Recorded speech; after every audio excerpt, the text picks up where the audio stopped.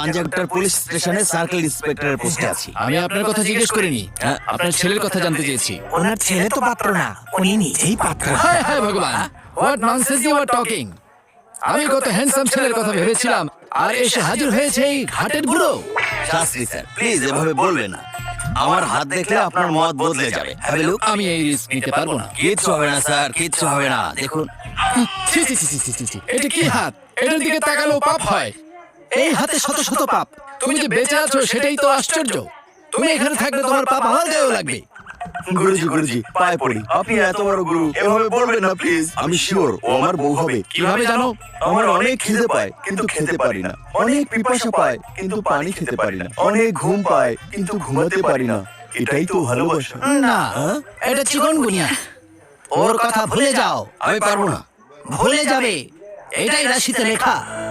এখন তো মনে হচ্ছে আপনি রাশিফল পড়তেই জানেন না।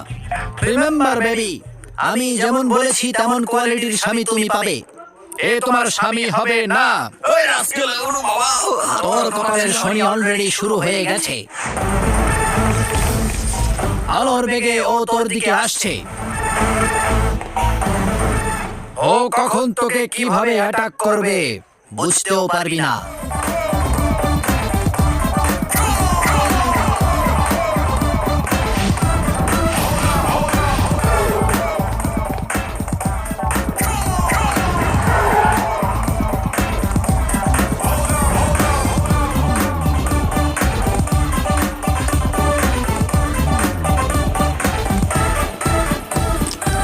আরে সরো সরো সরো